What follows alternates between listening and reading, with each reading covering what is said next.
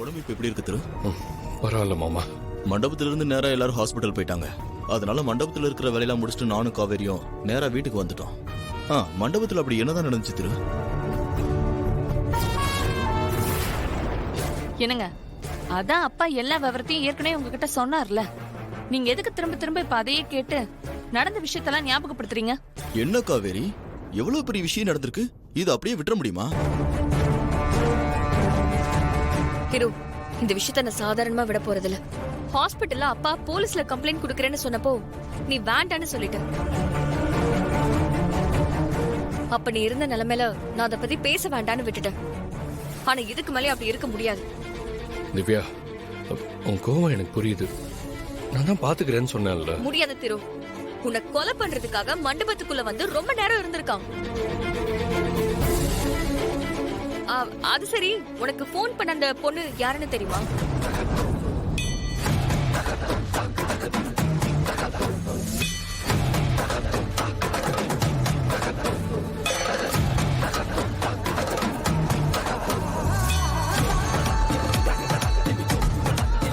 இல்ல திவ்யா, எனக்கு இந்த விஷயம் தெரிஞ்சு ரொம்ப ஷாக் ஆயிட்டேன்.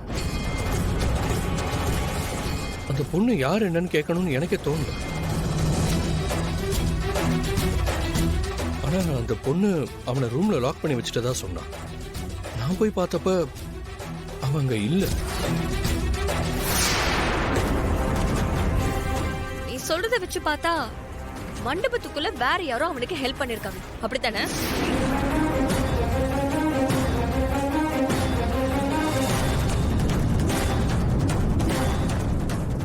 திவ்யா, நீ எதை வச்சு மண்டபத்துல அவனுக்கு வேற யாரோ ஹெல்ப் பண்ணிருக்காங்கன்னு சொல்ற? அப்புறம் எப்படி ரூம்குள்ள இருந்தவன் தப்பிச்சு போயிருப்பான்? இந்த விஷயத்த இதுக்கு மேல நமக்குள்ள பேசி எந்த பிரயோஜனமும் இல்ல. அதனாலதான் உங்க யார்கிட்டயுமே நான் கேட்காம ஏற்கனவே நடந்த எல்லாத்தையுமே நான் போலீஸ் கிட்ட கம்ப்ளைண்ட் பண்ணிட்டேன்.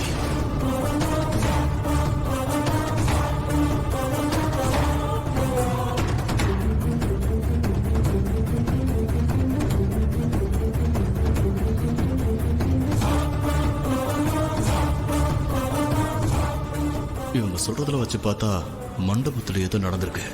நாம இந்த வீட்டுல இருக்கிற சொத்தையும் காசையும் தான் ஆட்டை போட பாக்குறோம். ஆனா ஒருத்தன் திருவைய காலி பண்ண பார்த்திருக்கான். அது யாரா இருக்கும்?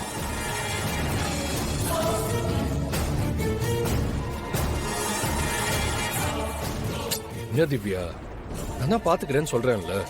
இல்ல திரு, இது ரொம்ப தப்பா இருக்கு. நான் இப்ப சொல்ல போற விஷயம் உங்க எல்லாருக்குமே ஷாக்கா இருக்கலாம்.